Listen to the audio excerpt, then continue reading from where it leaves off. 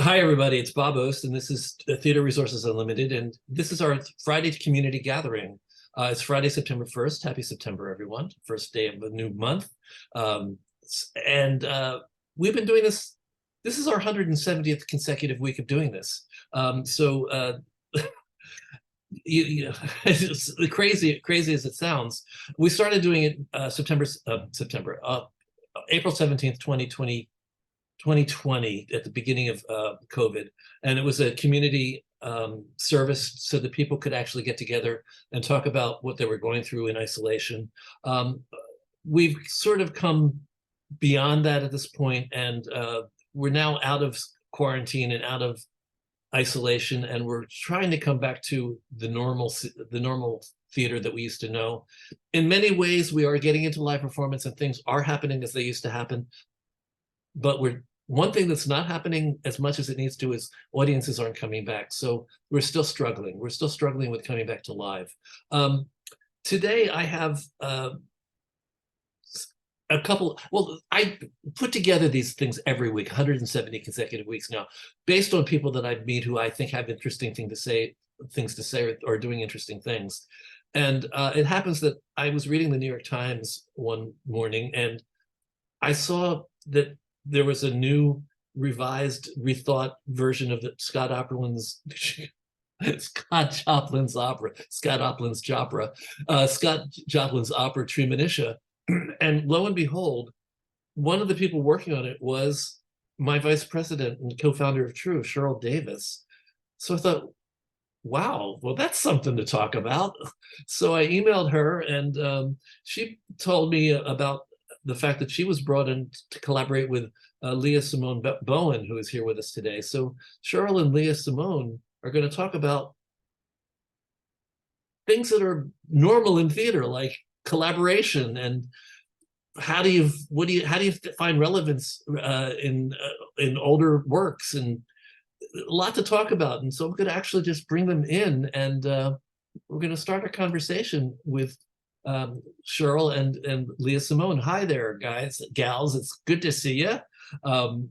Thanks for being with me today. It's good to see you too, Bob. Yes, that's been like 48 hours, I think you pointed out. Yeah. So my first question is going to be to Leah, because Leah was the originating author or collaborator on the originating author was Scott Joplin, the originating collaborator or adapter on this piece. So Leah, my question to you is, whose idea was it to rethink, reimagine, give Treemonisha a makeover? Where did the idea start? How did they approach you? And one thing I'm going to also ask both of you is, how well did you know the opera before you got involved in this? So let's start with you, Leah.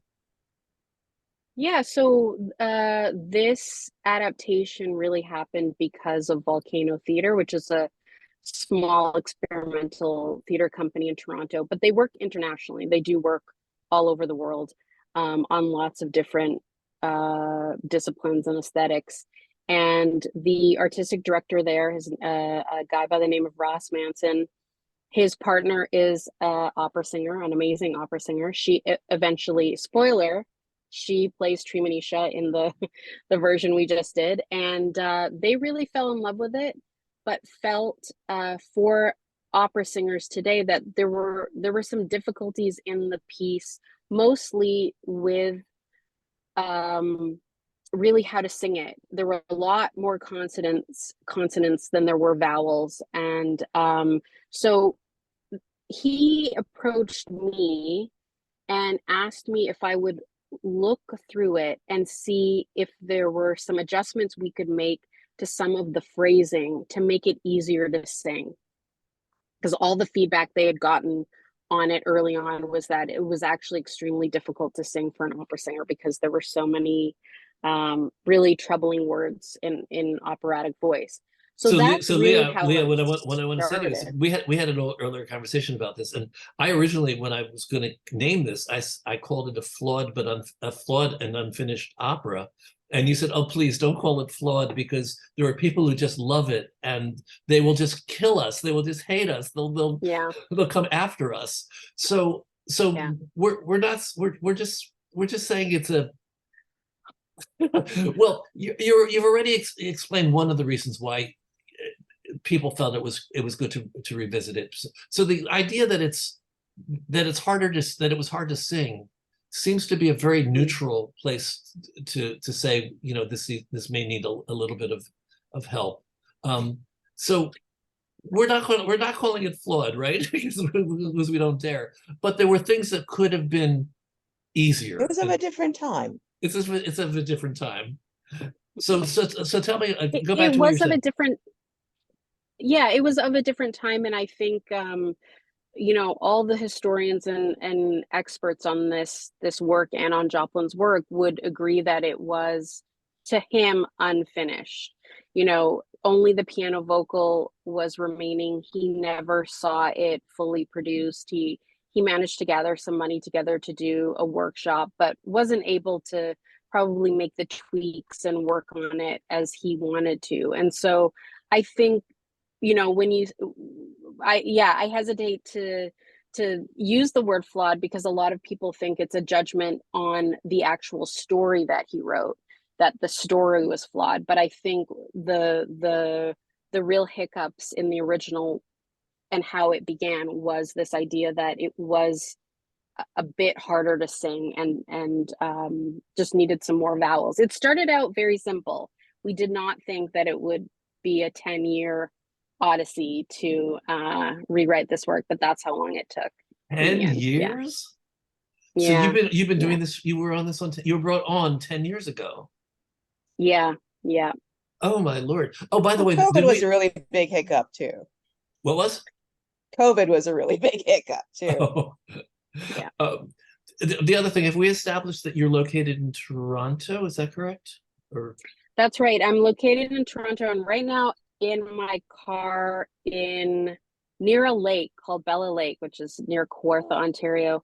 Forgive me, I was not planning to do this from a car, but I got the time wrong. I thought it was at 1 p.m. and I realized it's a long weekend here. So we are at a friend's cottage. We just got here, and that's why I'm in a car. So okay, yeah, we can hear you and see you fine. great. Thanks so much for taking time out from your holiday weekend. Oh my gosh, of course. Anything for Cheryl. Oh. I hear that a lot. So okay, so I guess let's establish the fact that the people that approached you were Canada based. Is that right? Yep. Yeah. Also in Toronto. Yeah. And they fell in love with Treemonisha, and continue your story. So that's how it started. It started off, like you say, pretty neutral. And Ross approached me to answer your question. I had never heard of this opera before. I knew of Scott Joplin, you know, I think as most people do. Oh, Ragtime, A Man from the Past. Like that's probably as much as I could have told you at that point in time. And I had never worked on a libretto or opera before. And because the task to me seemed not a full rewrite or revisioning, it was really tweaking some words, I agreed to do it. And it was only until we started to really look at the piece that I realized myself as taking on this work that there were pieces of the story that I didn't feel would resonate with an audience today. Not the audience that Volcano was trying to get. They really wanted a younger African American and Black audience. Like their plan was to tour it globally. And so because of that, I naively thought, well, I'll just rewrite it. I'll just do a rewrite. It'll take a couple months, and how hard could that be? And that was 10 years. That was 10 years ago. Yeah. Yes, but Oh, it was very hard. the other thing I want to establish in the conversation, based on my readings, Scott Joplin thought that an opera was going to give him more credibility. I feel like what I understand from reading it was he thought that he would be more of a serious musician by writing an opera. And although everybody loves his ragtimes, his rags, then it wasn't where he wanted to be, I don't think, as I understand it. Am I near right or off the bar here? I think from what I can gather, I mean, I think he was a true artist in the sense that he wanted to experiment, he wanted to branch out. He was trained by a classical musician, a German classical musician growing up. And so I think that was just part of his wheelhouse that he wanted to flex, because I mean, he was a genius, you know. So I don't know if it was necessarily a leaving behind of ragtime, because there's so much ragtime in Treemonisha, but I do think that he had other muscles that he wanted to use and didn't want to be confined to that one thing. Yeah, I think it was more of an artistic challenge for him, which, as somebody who writes, I totally understand that. Cheryl, can we bring you into the picture? I know we have to Sure. fast forward a little bit. How far are we fast forwarding? I'm trying to remember, was it like 2017 5 or something? years, about Something. 5 It was like, years yeah, or 6 years. Yeah. to 16 or 17, that I was approached, and I think they were looking for like a Black American voice, perhaps, and I think my musical theater experience had an appeal as well. So I was approached to see if I could help out with some of the lyric writing, and first met and loved Leah and said that this is such a cool project. And some of the stuff that she did when you talk about some of the changes to the piece to make it more contemporary, some of the stuff that she's done is to kind of incorporate more of a sense of Black history than we had in Joplin's original time. And some of the more when she talked to me about how was she done something because of something that Ida B. Wells had done and something she was doing to honor her. It's like, oh my God, I love this. I love this story, these nods to the past and the connections to our past as African Americans and slavery, etc. And so I was brought on, and I was kind of Leah and said, what do you want me to do? How can I best help you bring this piece to life? Mm-hmm. Yeah, and I mean, Cheryl's being incredibly generous. I would say Cheryl saved the piece, because I think as a writer, I had gotten to the point by 2017 where, you know, after so many rewrites and so many, okay, should it be this? You know, like you're just kind of turning things around to see how they'll look. I just really the piece needed a fresh set of eyes, a fresh set of words, and so Cheryl's expertise at already having written for music. I don't read music, and I'd never written for any kind of music. It changed the trajectory of the piece, and I think I'm just speaking for myself. I feel very lucky that it was Cheryl, because she's incredibly generous and easy person to work with. And I know that, you know, the biggest kind of trepidation you can have in these kind of experiences, especially when you're working with someone you've never met before, is, will we even get along? Like, will we see eye to eye? Like, what is this going to be a fresh disaster, or, you know, take us to new triumphs? And it worked out, thankfully. It was a great experience, but yeah, I was stuck. I needed Cheryl, because I was at a point where I just was like, I don't know anymore what this piece is. And I think I'm sure a lot of writers have gotten to that point when you're doing a long development period. I want to talk more about the collaboration process, but I want to go back to the content first. The thing I didn't know that I found incredibly interesting was you're saying that the score by some people's judgment was hard to sing, and that one of your first goals was to actually make the score easier to sing by just placing. Well, I write music and lyrics. Cheryl writes lyrics. We do workshops about musical theater, and we're very, very conscious of when lyrics sit comfortably on music and when they don't. This is something we're always looking at, and it's something I'm deeply interested in.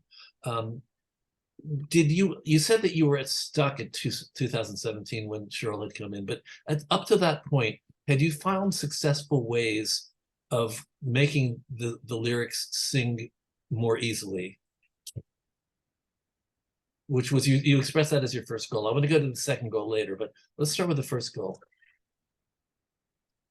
Well, initially, I think the first goal I did achieve. That actually wasn't, it was fine work, but it wasn't as complicated as rewriting lyrics for a score that ever already exists within the phrasing of Joplin. So when I rewrote it, I would have to find, if he used 6 syllables, I would have to find something that was 6 syllables. And because I don't read or write music, what I would do is I would just listen to a previous recording of Treemonisha, the original. I would listen and listen. I would just memorize it from listening to it so I could sing it. I would make sure I could sing it very badly. And then that's the only way I could figure out, well, if I'm singing it and it's da da da da da, like what is the word that I have to fit in that will mean, So it was extremely complicated, but I would say the primary beginning part of tweaking, it wasn't that difficult. I didn't find it that difficult. One of the greatest challenges for lyricists in general is understanding scansion, is having a feel for scansion and understanding how the syllables work with the music. And it's one of the most important, I think, skills for a lyricist, for a successful lyricist. So it sounds like you learned it. It was on the job training for you, but it sounds like you managed to get it. So congratulations on that. Well, that's not easy what you did, especially if you're not that familiar with music. I know. Yeah, I realized someone said to me afterwards, or maybe in the middle of it, once I'd already done it, they said, well, you've really written an opera backwards, because you would never, this is not the way, obviously, anybody would usually do it. You would either, you would possibly write lyrics and then meet the composer and, formulate the song that way. But yeah, I was doing it a bit backwards.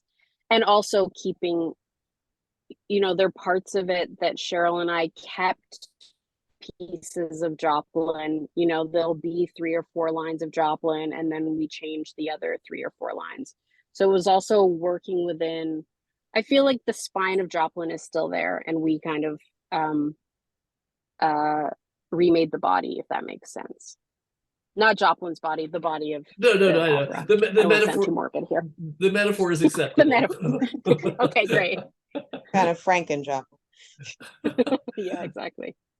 So, Cheryl, let me ask you this. When you came onto the project, did you find other places where you thought that scansion might have been better, or where the lyrics might have been better? Or did you come in really just to help with the structuring of it and the rethinking of it in terms of the themes and what Leah had already done in terms of bringing more relevance to it? What was your job? What was your job? And that's going to probably lead us into the collaboration process, because I think one of the most valuable things we can get out of today would be learning how people work together without killing each other. Okay. Well, I feel like I was brought in. I felt like my focus primarily and initially was really on lyrics and on areas where things needed to be lyricized, quote unquote, a bit more. to fit in with the Joplin music. And also something that Leah hadn't mentioned, but we didn't just stick to the music that was in Treemonisha. We brought in some other Joplin melodies, because that's another structural problem. If you're trying to restructure a musical, an opera, and you have like a certain set of music, you may not have music that will fit certain emotional beats and certain emotional moments. So we try to stay true to the Joplin legacy by bringing in some other Joplin to fit in where we felt like a certain number was needed here. So yeah, so I was doing that, and in the process, I talked to Leah about structure in terms of like what are we doing in Act 3 here? How do we change and go here? Should so and so be singing this song? And it kind of became a bit more expansive in terms of our discussions and how we work together. But I always felt that it was really Leah's vision that was driving the piece.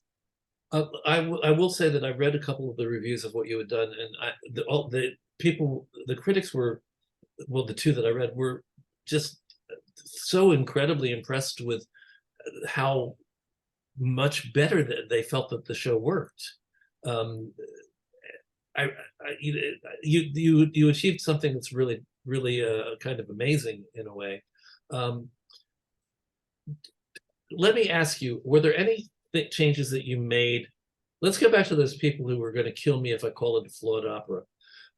So were there any changes you made that those people will still argue against? Or do you feel like all of it really does work objectively?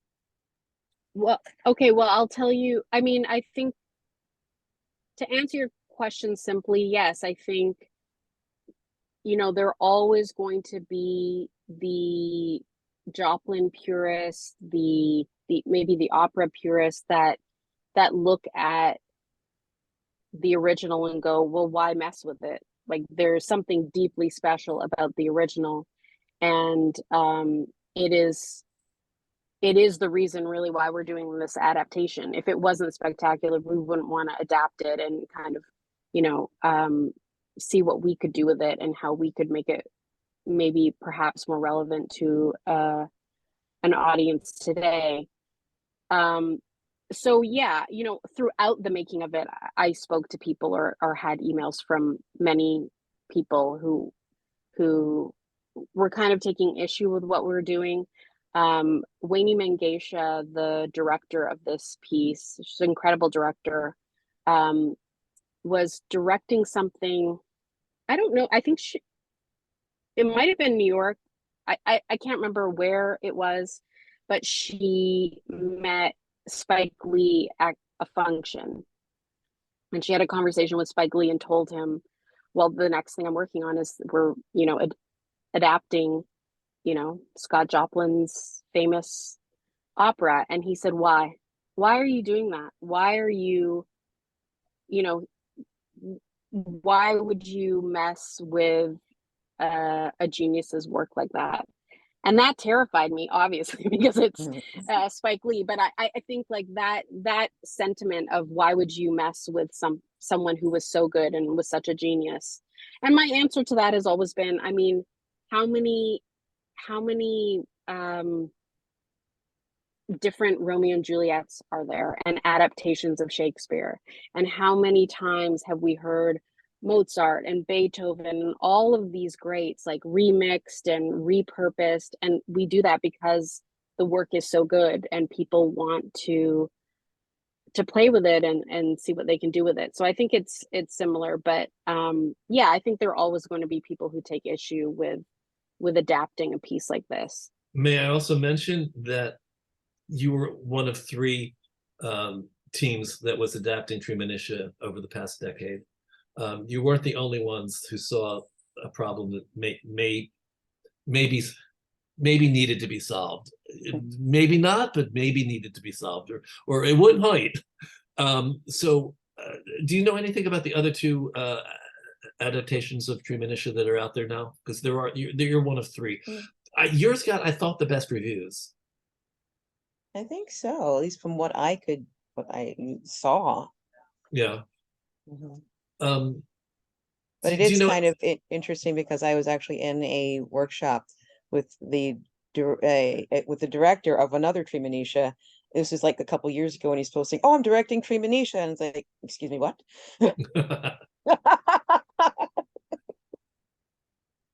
Did you tell him anything about what you were doing? No, not at that point, because that could have gotten decidedly awkward, I think.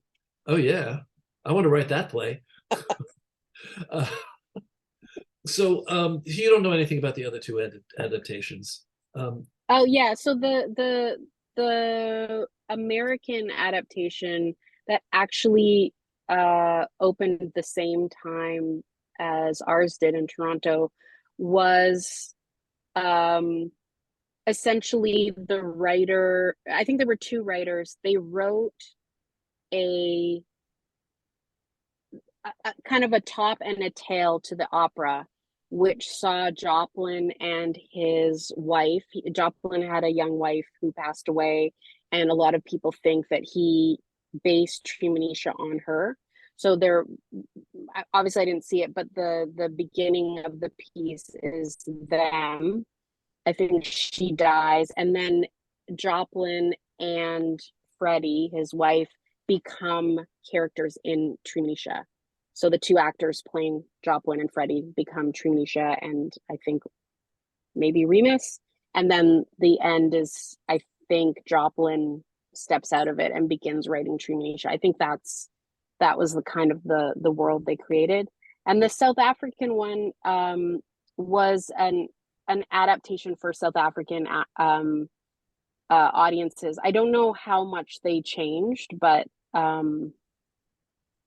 the interviews and the pieces I read just said that the actors and the creators really identified with the story and felt like it was relevant to South Africans right now. So that was really interesting. So it's interesting. So your producers actually identified a structural problem, which was basically the it's not really structural. It's actually the lyric problem, because it wasn't singing well. They tried to just this happens a lot. It was basically a framing device. This one of the first places people go when they decide they're going to rethink something is they do a framing device. So maybe it worked. It sounds like it brought a whole different meta layer to it. I don't think what you did had anything about bringing a meta theatrical layer to this. It sounds like you were just really engaging in the story itself as the story was being told, and finding places where we're not saying that anything's wrong, but places where some of the things may not have been relatable for audiences today. Can you be specific? Either one of you can be specific about some of the things that you thought would gain more relevance by changing or tweaking a little, or a lot. I don't know. You tell me. Well, I think the core theme that we wanted to change was in the original. Treemonisha is one of the only educated people in her community, and there are these conjurers and really what Joplin describes as uneducated people who come into the community and try to sell amulets or magic bags. And some of the plot points and just language that he uses to describe this group of people, I think it speaks to that time, but I did not think that it would resonate, and it just felt wrong to me today to be putting those messages out. I mean, why were that group of people uneducated? Does education make one person better over the other? All of those kind of things. Those are the questions that it kind of brought up for the team when we were reading about it. I mean, obviously, the fact that Joplin centered. By the way, just to say, in one of the reviews I read, that's one of the things that they pointed out that they thought you had done well. Yeah, that was I did the read core that. thing that I wanted to change. Yeah, that was the core. That was the core change. So the the people who come into the community now to sell those bags, they are not, you know, discounted as uneducated or evil. We look at them differently as medicine people, as people who understand that there were African practices left behind post enslavement, and that there's value in that. So that was the core change there. It sounds like you deepened the characters, essentially. You gave them a little bit more depth. They weren't necessarily just, well, not comic figures, but just characters, just surface characters who were functional, but didn't necessarily have an inner life. I'm curious. I hope so. Sorry, I was just saying, I hope so. I hope we did that. Oh, yeah, okay. And I think Cheryl, also, I was going to say, I think that also made it more resonant to today, because there is certainly like this classism in the Black community. And by recognizing that the educated are not better than the people who are differently educated or have different experiences in life, and that we all do need to work together and get along, is a message that I think is very contemporary, you know, and that people can understand these days, rather than dismissing a whole group of people. Yeah, I'm glad you brought that up, because I remember reading that, and you were praised for doing that.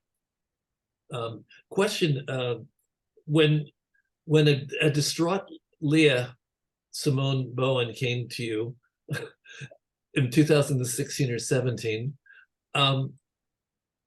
what was it, first of all, that made you decide you wanted to do the project, and what were your contributions that you feel were the strongest contributions? I felt like one of the reasons I wanted to do is I went through this whole Joplin period when I was a kid, and aging myself as I remember seeing and falling in love with the Sting and the entertainer and this music, and I was like, what is this? What is this wondrous thing? And I was a piano student, a pianist at the time. There's still a piano back there. And I fell in love with Joplin's music, and I played like entertainer and Maple Leaf Rag and all of these things that I could find. And I was aware of Treemonisha, but I didn't actually learn that much about it. And I was even remember that it was here in New York, but I think I couldn't get my parents to take me to see it or whatever. But so I was aware of Treemonisha and the idea of being able to work with Treemonisha and this music and this man and this story. I just thought, my God, this is so cool. I love that. So and then when I saw that Leah was revising it in a way that really resonated with me too, and had tip of the hat to African American history, I thought I really fell in love with it at that point. And what do I think I added? I think I'm a pretty good lyricist in terms of my musicality, etc. And one of the things I really do enjoy doing is I like listening to music and setting lyrics to it. I love writing lyrics first, of course, but I think that if you're listening to music and setting lyrics to that is just a puzzle that I really find a lot of fun. I'm weird in that way. I love I relate to that so strongly. I had a collaborator in the 80s named Scott Oakley, and he wanted to work with me. He wanted me to set new lyrics to all these songs of his that he didn't like, that other people had. And it's amazing when you sit down with existing music and you listen to it enough, it starts singing to you and you start hearing the words. It does. And I was one of the things that I love working when my composers give me, they say, I've got this trunk song, or I've got this song I've never been able to do anything. It was like, cool, let me listen to it and see if I can make it work in the show. Wow. That resonates with me very much so. So let's move to Toronto. Let's move to Toronto. Anywhere but USA right now.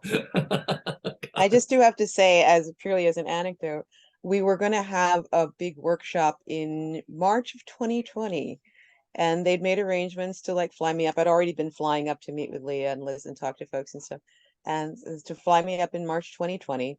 And things were starting to be on the wall at that point. And I got told by certain parties young lady, you stay your black behind in this country. We don't know what's going to happen up there in Canada. You might get stuck. And as it was, I think it was like the days that were going to happen. I said, I'm really sorry, I can't make it, but I'll zoom in. And I think for the dates of the workshop were actually when we started shutting down in America. So Yeah. God knows what would have happened if I could still be in Canada. Oh, I'd miss you. I'd really miss you. Let's talk about collaboration a little bit, because you guys had a good, healthy collaboration, and you're lucky. You're lucky. It doesn't always happen that way. But what do you think? What do you think are the essentials of a good collaboration? What would you advise people if they're getting into a collaboration with somebody else? I think respect is a big one. That's huge. I would say boundaries and generosity. Did you ever have a conversation at the start about what you thought your strengths were, and where you thought you needed help? A lot of times we advise people when they're getting into collaboration to basically be very clear about the expectations that you have of each other. Did you ever have that conversation, or did it just happen? Yeah, I mean, Cheryl came to I think maybe we had one phone call, and then she came to Toronto, and we actually sat together in a room for, what was it, 2, 3 days, Cheryl, maybe? Yeah, several, like a long weekend. We sat and we're Yeah, it was going like a long eat. weekend. Do you have any food? Yeah, no, we don't have food in Toronto. No, Okay. the Canadians, We they don't have don't food in eat. Canada. We don't eat. And then No, there was lots of food. I'd still take Toronto over some things that may happen in our country. It was, yeah, there was lots of food, lots of wine, as I remember, but I think I knew the things that I needed, or that I thought I needed help on.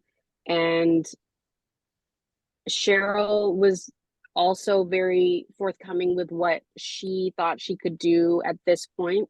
I mean, it was quite equitable. And so when I say boundaries, that's what I mean is this is, these are my lines. This is what I can do. This is what I can't do. And also this is what I won't do. I think drawing those out at the beginning is very helpful. And then we spent that long weekend together really combing through the score, the libretto, what needed work. And we did it all in a Google Doc. So to get into the nitty gritty, it was all in a Google Doc. And I think I'm surprised she wanted to work with me, because I was like, I'm going to use bright blue for all my lines. Like, I highlighted all of the things, and I was like, and yours will be, neon green or something. Like, I was at the end of my rope at that point. I'm like, so you'll work on the neon green part, whatever. Anyway, and so we kind of, yeah, and that's how we began working, is mostly in Google Docs. She went back to New York, and so we would trade lines back and forth, or I would ask her questions within the document, and so on and so forth. And that's how it started. Now, the other thing I want to clarify a little bit is that we talked about lyrics. Treemonisha is an opera. Yeah. How much of it is sung, and is there any spoken dialogue, or is it recitative and aria? What is the form of it? I mean, this is a good. Go ahead, Cheryl. I was going to say, I was pointing out that I have also never written an opera before getting involved in this project. And that kind of like froze my brain a bit, the idea that everything had to be sung in this, and if we wanted to get information across, it had to be sung. But I think most of it is sung. There may be the occasional like spoken interjections, but I think otherwise it's all sung through and I say it was recitative. Well, recitative basically means it's not an aria. Recitative is basically those parts of an opera which are set musically, but they're really set musically as so it's dialogue. They're not set pieces, and that's also changed a lot in contemporary opera. Now I don't know where recitative starts in opera and aria ends in a lot of contemporary opera, but this isn't contemporary. This is probably has its roots in classical form. So I'm thinking that it probably would be recitative or some form of sung dialogue, which I think is what recitative means. So I could be wrong. Well, I will say we wrote it as an opera. I think there was I think I had one spoken word in there at one point. But that changed once the singers got there and once the opera singers got there, because one thing that we didn't mention is this adaptation is a melding of a lot of different musical forms. So there is ragtime, there is classical, there's also gospel. There are a lot of different styles of singing and musical African. styles. And African, oh yes, that was the big one. And so when the singers took it over, there were some songs that started almost like, there's one that almost it did become a call and response. There are other ones that, you know, the church scene, there's a scene in a church, and the preacher who was singing it, who was amazing, also really kind of started improvising and almost did a sermon on stage, and it worked, and we kept it. By the end of the run, though, this first run, it got a little talky. I was like, okay, let's all remember that this is, and there were some lines being spewed out there, so we got to work on that. But yeah, it was written to be an opera, but it has morphed into something else, which has been quite wonderful. So the only reason I was bringing that up was I wanted to clarify that you were probably not just adjusting lyrics to make them more singable, but also musical lines in general throughout the score. So it wasn't just pulling out the arias and sort of giving them a little workover. It was everything.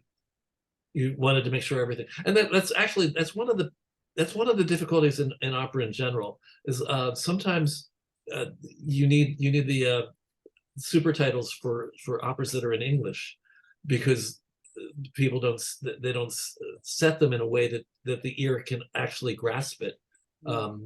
Some people who love opera it doesn't really matter to them that much, because the opera experience is really primarily a musical one for them.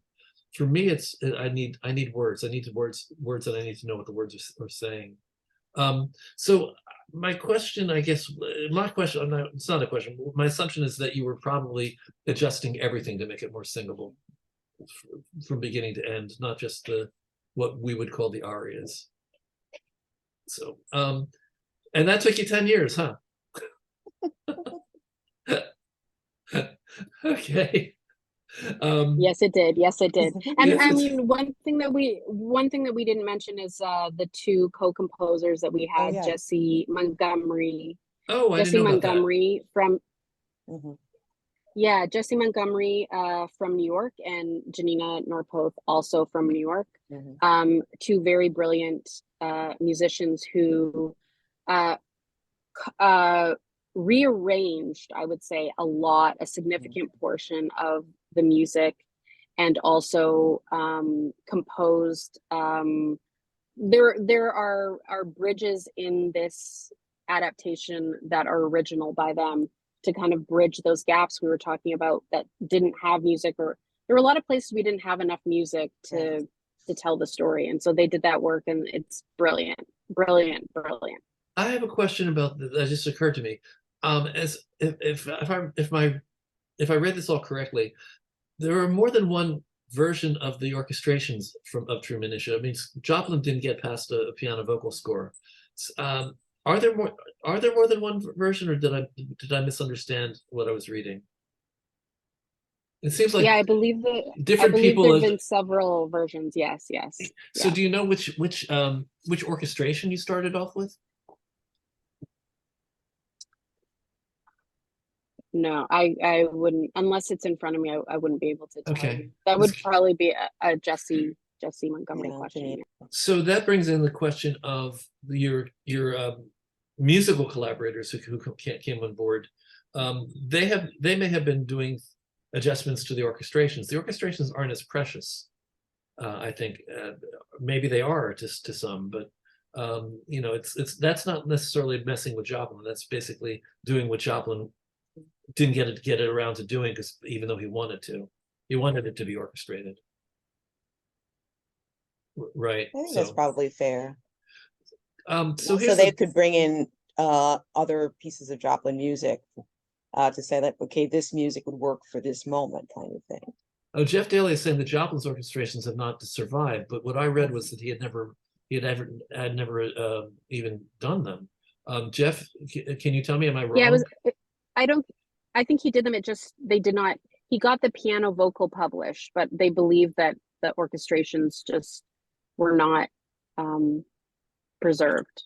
The orchestrations, the orchestral score was never published and consequently has subsequently been lost. So any performance you hear now is the orchestrations by someone else. Gunther Schuller did the ones for the Houston Grand Opera. There are a couple of other ones around there. Another one that's recently been recorded is Rick Benjamin did one for like a cabaret type or a jazz band type ensemble. So yeah, Joplin's music exists only in its piano reduction. Do you by any chance know what orchestrations were used in the New York production in 75, 76? That was Gunther Schuller's orchestration that was done for the Houston Grand Opera. Those performances were actually, it was the Houston Grand Opera production from 1975 that was just moved to Broadway and then also subsequently toured. I know someone here said that they actually attended it, you know, somewhere else, but that's where it made the rounds. But those orchestrations do not go back to Joplin; they go back to, you know, the 1970s. Okay, so there's more elements than we, you know, we originally are thinking. Most of us originally think about. It's not just music and lyrics. It's a libretto that's musicalized. It's lyrics in terms of there being arias that are set pieces that communicate like we do in musical theater. Those are the times where singing, you have to sing because your emotions are so great. So those are the great emotional moments, the peaks. And then the other thing that's interesting about this whole project is the fact that Joplin's orchestrations, I read some question about whether he had ever completed them or not, but if he assuming that he had completed them, they were lost. And so now you're dealing with orchestration, different people's orchestrations as well. Wow, I mean, it's a lot of moving parts in an opera. I'm going to ask the Barbara Walters question. If Scott Joplin were alive today and saw your version of the opera, what do you think he would say, or how would he feel? Is that Barbara Walters enough for you?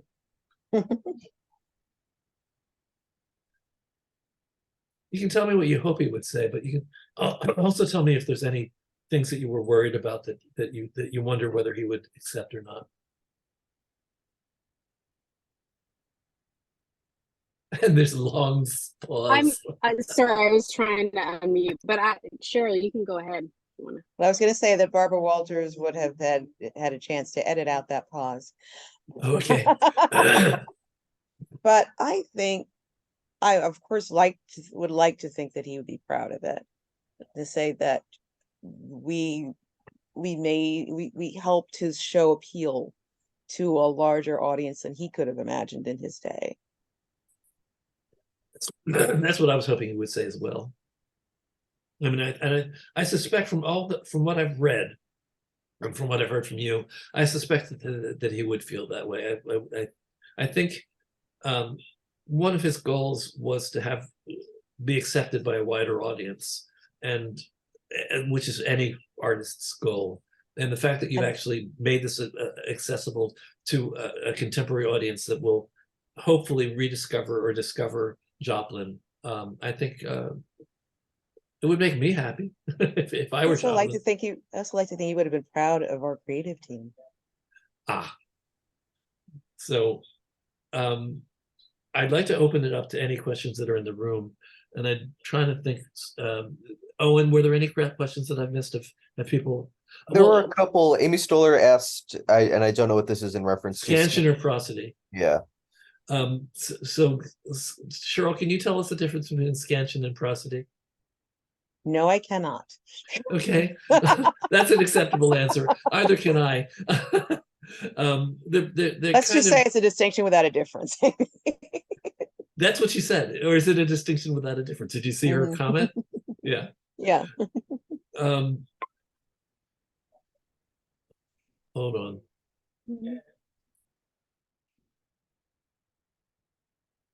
Yeah, I had to mute myself for a second. So let's see. Lynn Heineman quotes the Toronto Star Review. In the 1970s, Americans Gunther Schuller encumbered Joplin's light score with blistering Wagnerian orchestrations, treating Treemonisha as heady European opera. In 2011, Rick Benjamin went the opposite route with a ragtime-inspired accompaniment. So there's an answer to one of our questions. So this is to the room. You've got Leah and you've got Cheryl here. Any things you're curious about? The things that I think that are most relevant to a lot of us is the collaboration process. I'm astonished when any people survive a collaboration. It's like, wow, you got through it and you didn't kill each other. That's great. I think also there's an element that we didn't really mention is the staging too, because there are storytelling elements that are accomplished with the staging and the music before the show proper even starts in this iteration of Treemonisha. So it's not necessarily, it wasn't necessarily in the original, but Joplin had written introductory music that like an overture or a prelude or something like that. So you did Runyon Land. You did Runyon Land at the beginning. Yes, we did to introduce the people to the world. Yeah. And then things were explained later on, but you saw stuff going on. For example, what happened was Treemonisha was actually, as a child, was left at the foot of a tree. And that's where her adoptive parents found her. In the beginning, we see this runaway slave woman going around, like knocking on doors to be let in. And then she's ultimately is killed. And you see this this bundle left at like the foot of this tree. And then we kind of like get into the show as we've got a grown Treemonisha. And a lot of that is backstory. And there exists a script, obviously. I mean, there was a Treemonisha script, so it's not. Is that really described in the Treemonisha script, or is that something that you guys added? Yeah, or no, or your director added? Oh no, that was never in the original. That's something that I added when I was writing the story. Again, just to, like you were saying, make these characters whole, because even though Treemonisha was the title character, she didn't actually have a lot of songs and wasn't really a full person to a lot of us on the team. When we read through the original, there wasn't a lot of complexity to her story other than the fact that she was young and educated. We added things like that. I saw someone, one of the questions that just came past, and I just saw it briefly, was, are there any clips of the Toronto production? And there are. I think if you just put into Google Treemonisha Toronto, there are clips and promotional videos that they did for the festivals, and so you should be able to see some of those. And it was stuff on recorded. Instagram. I didn't know if it was still around. It was recorded. Yeah, I think if you just Google it, you can find it. I think it's up on the show page, which should be. It's from a company called TO Live. But if you just Google Treemonisha Toronto, you should be able to click on a couple links and see some video. Ann Phelan wants to know, at what point in your process did the musicians become an active part of this? And did you have more work to do after the musicians became involved, or what was it set at that point? Oh my gosh, so much more work. Yeah. So I started working on it. Like I said, I think it was maybe 2013, 2014. And I think Jesse Montgomery came in maybe 2015, 2016. I think it was like a year or two before Cheryl did. So and once that happened, then things really changed, because we knew that we wanted some characters to be singing in more of a gospel style, or in more of a West African tradition with West African instruments.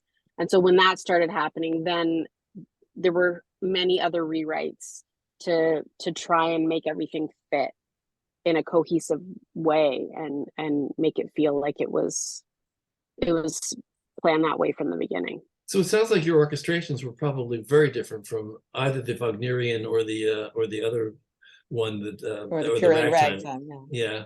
So you really have Yes, your they own are. orchestration. Yes, they are. And Very that different. is that are you now licensed? Is the property licensed, or are the producers still developing it? Where is that? At what point are people going to be able to get the script score and the Samuel French version of it, or not Samuel French anymore, but the Concord Theatricals version of it? Do you know It where is not like it is not at that point yet. So there's nothing, unfortunately, that we can point to read. But they will be touring. They're working on the tour now. There was a tour planned, it was supposed to open in 2020, and then it was going on tour, and it was supposed to open in San California. Francisco. So the tour that was it, yeah, I can't remember anymore. So it's going on tour next year, and then hopefully that will all follow after. So actually, I've got somebody explaining the difference between sketching and prosody, and it still sounds like the same thing to me. Prosody has to do with the words being pronounced as they are in speech, i.e. the stresses being in the right places.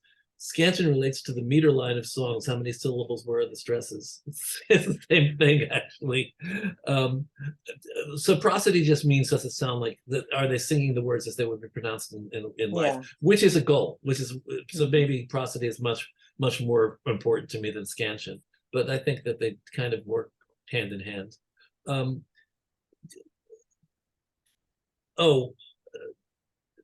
Well, yes, we might as well say, was this a commissioned project for you for either of you?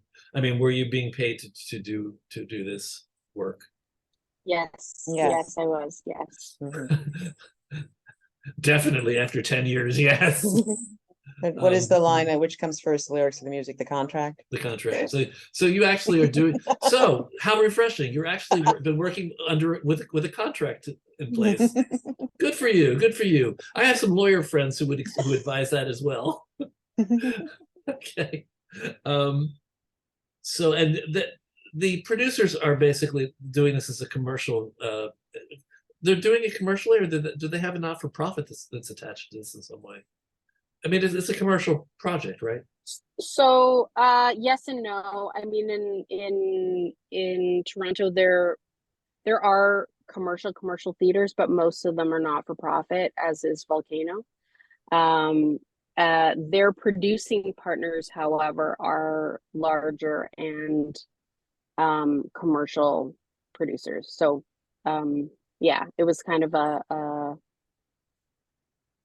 joint venture, but in the beginning it was just Volcano, and so it was, like I said, they're a pretty small company, and truthfully, this production almost broke the company, because it became so large and way bigger than I think all of us had imagined. It was supposed to be a year-long kind of, we'll do this, and and then it became something. It became something. Yeah. We'll just do this. 10 years later, we're still doing this, aren't we? Gary has a good question. Do you know the original length of the opera? 90 minutes, 3 hours. And how does your version compare with the original? Is it the length of the full length of the original? Has there been any trimming, any editing for time? I see you nodding. So I'm just taking off. Go ahead, Cheryl, sorry. No, I really don't know how long the original show was. Ours is, I don't know, it's over 2, right? Because we had that. Ours is, yeah, 2 hours with intermission. Yeah. And I believe the original is closer to 3. Oh, okay. We trimmed it down a lot. We took out a lot, like, you know, yeah, we had to take out a lot of the score that was not sung. So any place that's, you know, perhaps just a beautiful musical interlude, we cut down some just for time to just, again, that's about also appealing to not only a modern audience, but not an opera audience. This is mostly going to probably be in theaters where a lot of people are not familiar with opera. And so we wanted to try and help that along a bit. So Anne Phelan remembers it being really long in 1975. So she's probably thankful. So she says that it's her way of saying thank you.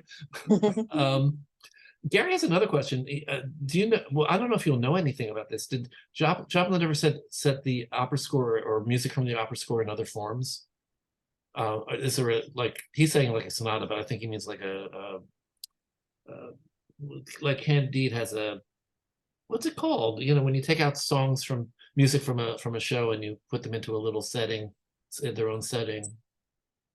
No, the only thing I'm aware of is that he ended up having a little company of players doing. There's some historical thing that I read. It was like the Treemonisha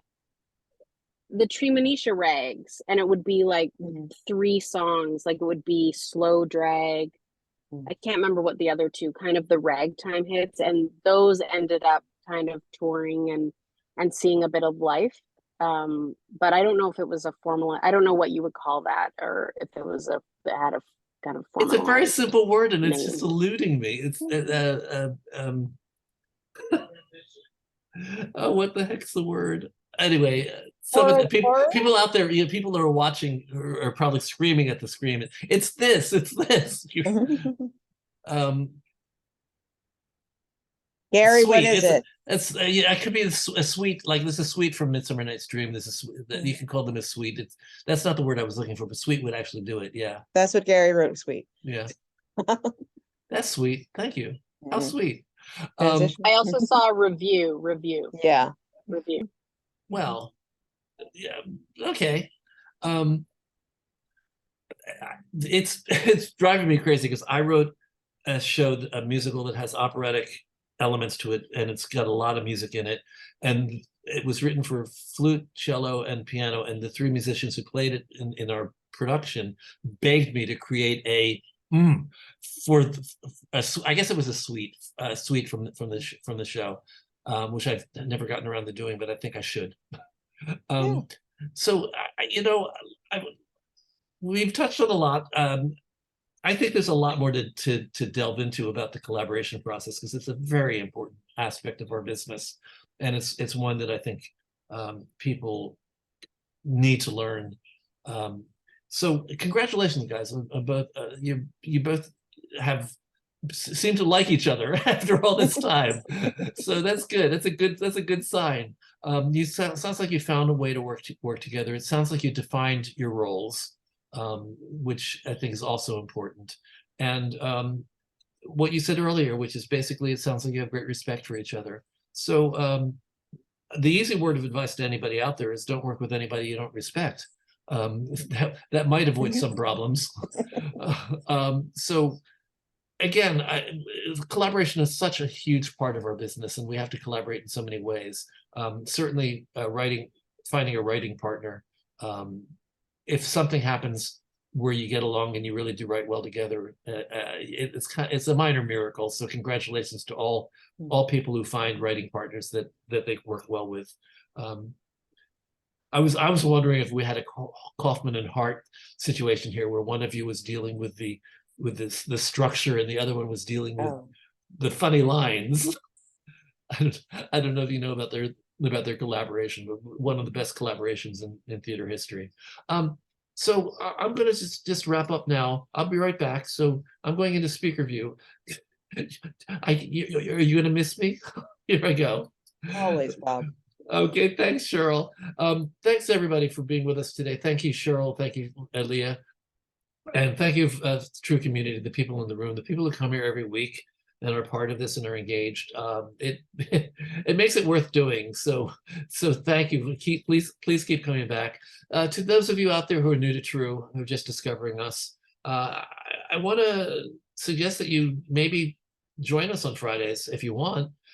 Be in the room, ask questions, and I can make that happen because all you have to do is email me at trunltd@aol.com, trunltd@aol.com, and I'll put you on the list and you'll get invited. I hope you'll join us next week. We're dealing with a topic that everybody hates but has to deal with right now, which is AI, artificial intelligence. I think I call it taming the beast. We're going to have somebody who talks from the business world who's going to talk about how they successfully use artificial intelligence in positive ways, in ways that are useful. So come join us next week for taming the beast, how to use artificial AI in effective ways. And then later on, we've got, I'm going to do an interview 2 weeks with Jennifer Manicherian, Broadway producer, who's won 6 Tony Awards. She's produced about 30 shows, and she prefers being a writer. So all of you self-producing artists out there, all you writers who don't want to produce, I want you to meet Jennifer, who has been producing for 30 years, and you're going to find out ways in which it's very useful and very helpful to you as a writer. Then I have, after that, I think Barbara Pasternak is going to talk about youth theater and family theater and TheaterWorks USA. And then the week after that, we've got Sherry Eaker to talk about cabaret scene and using cabaret as a developmental step for your show. So got a full schedule coming up. So keep coming back, everyone. I appreciate having you here. And by the way, here comes the pitch. By the way, we've been doing this as a community service for 3 years, and we're happy to do it, and we will continue doing it as a community service. However, now that we're entering a live world of performance is happening in venues, we have costs, we have added expenses. It would be really, really, really helpful if you support us by giving us a donation, or when you come to the community gathering itself, rather than clicking the free button, click the $10 button, or click the $12 or the $15 or whatever you can afford. There's a 50 and 100, by the way, in case you can afford that. So we'd love to have you here, and we'd love to have you even more if with your support, so that we can keep doing this forever and ever and ever. Oh my God, am I ever going to retire? So that's it, everybody. Thank you again, and hopefully see you next week.